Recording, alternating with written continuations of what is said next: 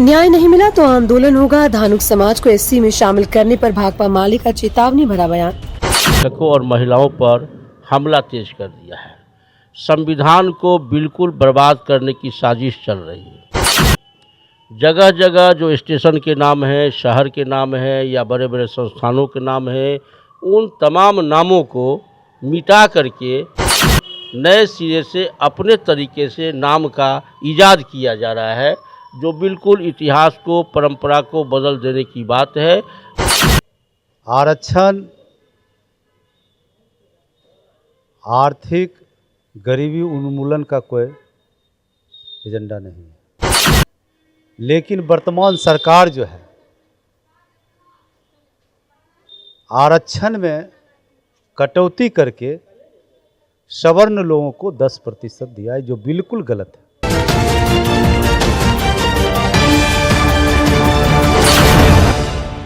नमस्कार, स्वागत है आपका बेगूसराय न्यूज़ प्लेटफॉर्म में। मैं हूं आपके साथ खुशी। आइए नज़र डालते हैं आज की बड़ी खबर पर। नमस्कार, आप देख रहे हैं बेगूसराय न्यूज़ प्लेटफॉर्म। इस वक्त मैं भाकपा माले के कार्यालय में मौजूद हूं और मेरे साथ भाकपा माले के नगर मंत्री राजेश श्रीवास्तव हैं। जैसा कि आप सभी को पता है कि भारत के यशस्वी प्रधानमंत्री एक तरफ आरक्षण को मानने से मुकर रहे हैं, वहीं बेगूसराय में धानुक समाज के जो भी व्यक्ति हैं वह एससी में आना चाहते हैं। आपको भी पता है कि भारत के वर्तमान प्रधानमंत्री जो हैं वह आरक्षण के विरोध करते हैं, लेकिन धानुक समाज के जो भी व्यक्ति हैं वह एससी में आना चाहते हैं। क्या एससी कैटेगरी में उन लोगों को रखना यह जायज़ है या आपके नज़र में क्या है? फिलहाल कुछ बैकग्राउंड में हम जाना चाहते हैं। वर्तमान सरकार मॉब लिंचिंग और बुलडोजर राज को स्थापित कर रही है। पहले से जिनको आरक्षण मिला हुआ है, जो आरक्षण के वास्तविक हकदार हैं, आरक्षण के अंदर आरक्षण की परिपाटी को ला करके मोदी की सरकार ने दलितों, महादलितों, अल्पसंख्यकों और महिलाओं पर हमला तेज कर दिया है। संविधान को बिल्कुल बर्बाद करने की साजिश चल रही है। जगह जगह जो स्टेशन के नाम है, शहर के नाम है या बड़े बड़े संस्थानों के नाम है, उन तमाम नामों को मिटा करके नए सिरे से अपने तरीके से नाम का इजाद किया जा रहा है, जो बिल्कुल इतिहास को, परंपरा को बदल देने की बात है। मैं इसकी निंदा करता हूं। और अब जहां तक सवाल आपने कहा धानुक समाज आरक्षण की मांग कर रहा है, तो आप देख रहे हैं कि तांती समाज, जिसको जोल्हा लोग कहते हैं, तांती समाज को आरक्षण मिला हुआ था, उनके आरक्षण को समाप्त कर दिया गया। आज वो आरक्षण के लिए, अपने अधिकार के लिए लगातार लड़ाई लड़ रहे हैं, लेकिन उसके बाद भी वो आरक्षण के हकदार भी हैं। उनके आरक्षण को अभी तक मान्यता नहीं दिया गया है। तो इस सरकार में आरक्षण छीनने की बात हो रही है। हर वर्ग को, हर समुदाय को अपना मांग रखने का अधिकार है। धानुक समाज भी अगर अपने डिमांड को रखता है कि हमको आरक्षण की श्रेणी में लाया जाए, तो मैं इसका विरोध नहीं करता हूँ। ये उनका अधिकार है, वो मांग रहे हैं।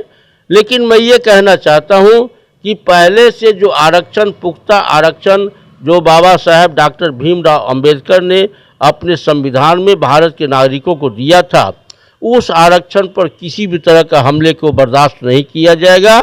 इसके खिलाफ एक सशक्त लड़ाई होगी और हमारा जो दलित समुदाय है वह इस सवाल पर लड़ाई लड़ भी रहा है और भाकपा माले भी इस लड़ाई में कहीं से पीछे नहीं है।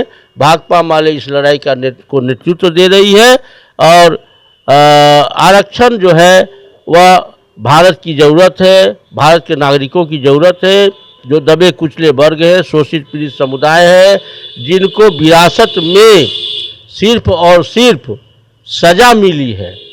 सामंती लोगों का ये निशाना रहे हैं।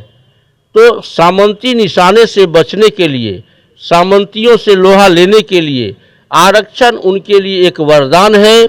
आरक्षण मिलता है तो उनको भी नौकरी का, उनको भी अपना स्तर ऊंचा करने का मौका मिलता है। इसीलिए आरक्षण जो है जो उचित समुदाय है जिसको ज़रूरत है उसका आरक्षण बरकरार रहना चाहिए और आरक्षण की सीमा में बढ़ोतरी होनी चाहिए, यही हमारा कहना है। ये आरक्षण की मांग को जो लेकर के धानुक समाज के जो भी व्यक्ति हैं वह लगातार धरना प्रदर्शन कर रहे हैं, किस रूप में आप इसको देखते हैं? देखिए, सबसे पहले तो आरक्षण के व्यवस्था के बारे में समझना होगा। आज़ादी के बाद जो बाबा साहेब भीमराव अंबेडकर संविधान लिखे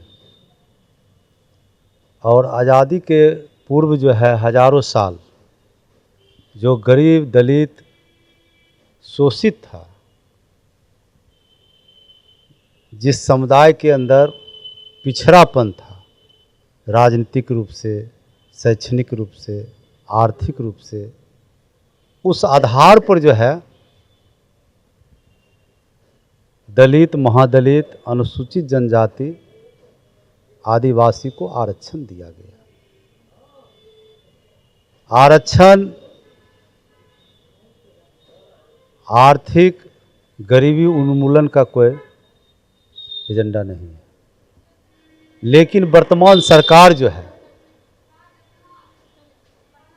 आरक्षण में कटौती करके सवर्ण लोगों को 10% दिया है, जो बिल्कुल गलत है, गैर संवैधानिक है। इसको हम समाप्त करने की मांग करते हैं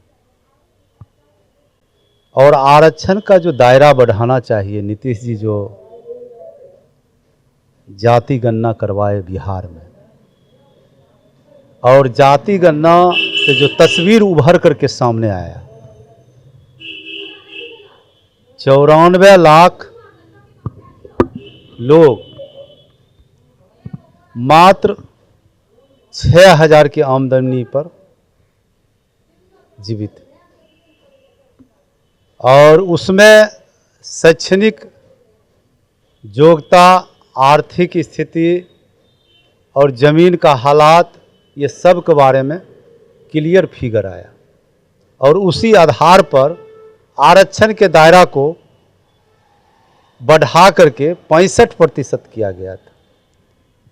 अगर सवर्ण वाला 10% जोड़ लिया जाए तो 75% हो गया। अगर इसको संविधान के 9वीं सूची में अगर मोदी सरकार डाल देता, नीतीश जी अगर डलवाने में सफल होते, तो आज जो है 65% से घटने का कोई सवाल नहीं उठता है। तो आरक्षण के प्रति नीतीश जी भी और बीजेपी सरकार भी कोई गंभीर नहीं है। एक तो ये मामला है और उसी आधार पर नीतीश जी बोले थे कि हम 2-2 लाख रुपया विश्वकर्मा रोजगार योजना के नाम पर हम देंगे, लेकिन कहीं नहीं दे पाए। ठीक चुनाव जो 2025 के विधानसभा सामने आया तो इसमें तमाम संवैधानिक मर्यादा को उल्लंघन करते हुए, आचार संहिता को उल्लंघन करते हुए वोट पाने के लिए 10-10 हज़ार रुपया प्रलोभन दिए और चुनाव जब चल रहा था उस समय भी दूसरा किस्त दी। अब वसूली का भी अल्टीमेटम दे रहे हैं। सरकार बनते ही आप देख रहे हैं बिहार में जो लगातार भाजपा के पास गृह मंत्री गया, सम्राट चौधरी गृह मंत्री बने, तमाम गरीब दलित जो सरकारी ज़मीन पर से बरसों से बसे हुए हैं उनको घर गुजारा जा रहा है। ना कोई कानून में है, ना कोई संविधान में है बुलडोजर कार्रवाई। ये अपना मन माफिक तरीके से गरीबों को आज उजाड़ रहे हैं। ये घोर निंदनीय है सरकार की। हम तत्काल बुलडोजर कार्रवाई पर रोक लगाने की मांग करते हैं। बात तो ये करते हैं जब हम बालू माफिया, शराब माफिया, बड़े बड़े अपराधी से हम निपटेंगे, लेकिन कार्रवाई में तो नहीं दिखता है। अभी मेन मुद्दा आरक्षण को लेकर गया था, इस मुद्दे पर हम आपसे फिर बाद में बात करेंगे। जी जी, अभी आरक्षण के मुद्दे पे आप क्या कहना चाहेंगे? आरक्षण जो अभी वर्तमान मिलना चाहिए ऐसी कैटेगरी में धानुक समाज को या नहीं?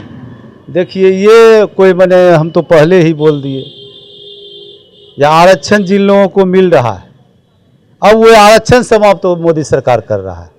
तमाम सरकारी जॉब, सरकारी नौकरी समाप्त हो रहा है, तो आरक्षण का क्या औचित्य रह जाएगा। दिवाकर प्रसाद, जिला सचिव भाकपा माले। तो अभी आपने सुना कि जैसे हमारे साथ अभी बातचीत की है कि आरक्षण के मुद्दे को लेकर के साफ तौर पर से कहा कि जब मोदी सरकार आरक्षण को खत्म कर ही रही है, यह आरक्षण नीतीश कुमार को लागू करना हुआ बेबुनियाद होगी। बेगूसराय न्यूज प्लेटफॉर्म के लिए बेगूसराय से कन्हैया पासवान। खबरों में अब तक के लिए बस इतना ही। फिर होगी आपसे मुलाकात ऐसी ही एक और बड़ी खबर के साथ। तब तक के लिए नमस्कार और देखते रहिए बेगूसराय न्यूज प्लेटफॉर्म। अगर आप हमारी न्यूज को YouTube पर देख रहे हैं तो हमारे चैनल को सब्सक्राइब करें और तुरंत नोटिफिकेशन पाने के लिए बेल आइकन को प्रेस करें। अगर आप हमारी न्यूज को Facebook पर देख रहे हैं तो हमारे चैनल को फॉलो करना ना भूलें। धन्यवाद।